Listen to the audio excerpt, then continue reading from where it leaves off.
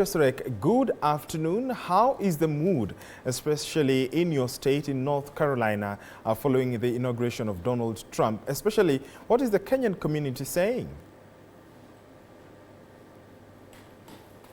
Good afternoon to you, George. Good evening. And here in North Carolina, one of the key strategic is the presidency to Donald Trump. A lot of excitement, a lot of fear, a lot of liberty. And it's a new day because yesterday there was a lot of, I can tell you, community people who they perceive that they don't have the proper administration. And fear meaning that they are worried whether they will and you get about the first series of executive orders that is about to sign right now. And the great fear is deportation will impact so many people, including immigrants, including children, including Kenyans. Just so yeah. United States probably are children. Program that I think fear is going to protect the children. And that is the one that I see there is a lot of fear across the board from immigrants across the country right now. Just we'll be coming to you in a short while. We just need to sort a few issues that we're able to get you clearly. Dr. Kagwanja, good evening. How are you? I'm good. How are you doing? Brilliant. Thank you so much. Before you come to Professor Kagwanja here in studio, I want you to perhaps give a nutshell of your reflection and thoughts of the Trump Season 2, as it has been referred in other quarters. What are you seeing, especially with the onset, and how he has started with the executive orders that he is going to sign?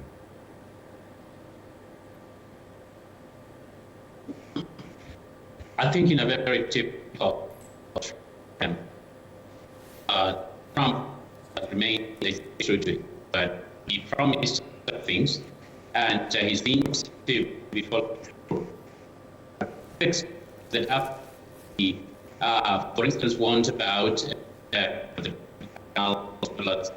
changing of the name Gulf of Mexico, Gulf of America, that perhaps it was just a job to be serious. Now, Kenya-U.S. relations. Dr. Kagwanja, we will... one of yes, that negotiated under the Trump. Yeah, Dr. let me just cut you short briefly. Apologies for that. We'll also be fixing your audio in a short while. But let me bring in Professor Kagwanja, who is here in studio. Thank you, Prof, for staying with us. Thank you. And welcome to the program. Thank you. Indeed, as we wait to link up again with our guests who are joining us virtually, what do you make of Trump 2.0, Trump Season 2, Trump's re-entry, resurgence back to the White House? And he has started off on a gusto, sort of continuing with his promises that he made in the campaign period, and you had predicted that he would win. Yeah. What do you make of his return to the White House and his new administration?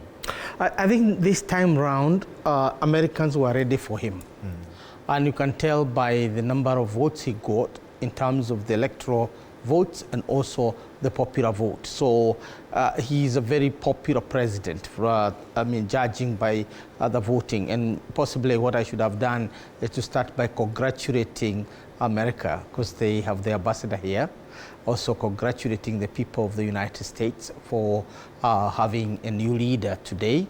And also congratulating them for maintaining the tradition of peaceful transition, because that is really the cornerstone of democracy. And I think that is a lesson to many countries in the world that are battling with transitions, across the world. At the same time, the community, when you find the community of leadership, which you found in the inauguration, from all former leaders and current leaders from both parties, and it was very, very inspiring in terms of how a nation is built. Despite the rhetoric, heavy rhetoric by the president, everybody was there. Of course, Michelle Obama wasn't there, which is a subject of very many stories online about why she was not there and so on.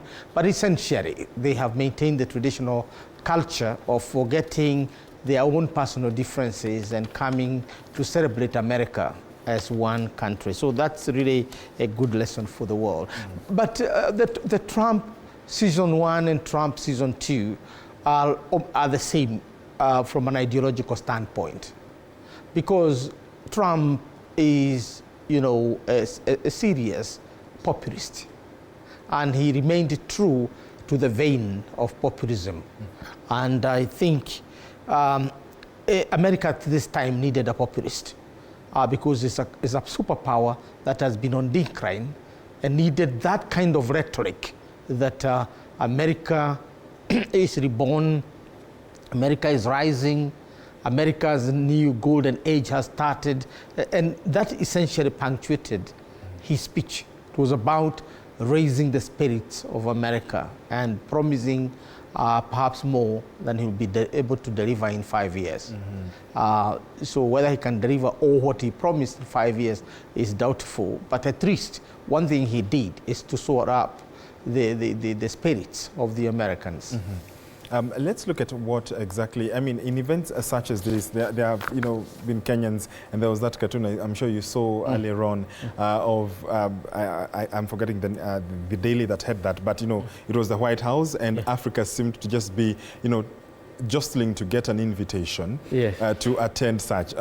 Perhaps could you just speak to the quote-unquote expectations or lack of it of the invitation from other foreign leaders to attend? It's not a history we've seen with the American dispensation, have we?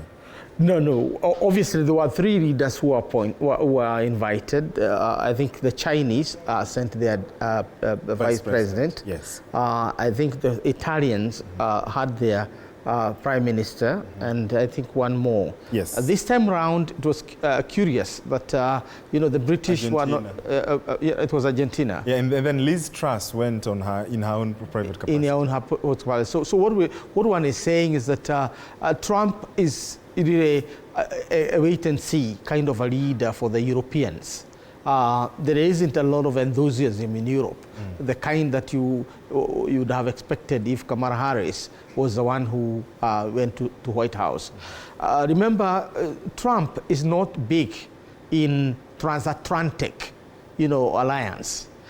Because he thinks it's a burden, an unnecessary burden for America.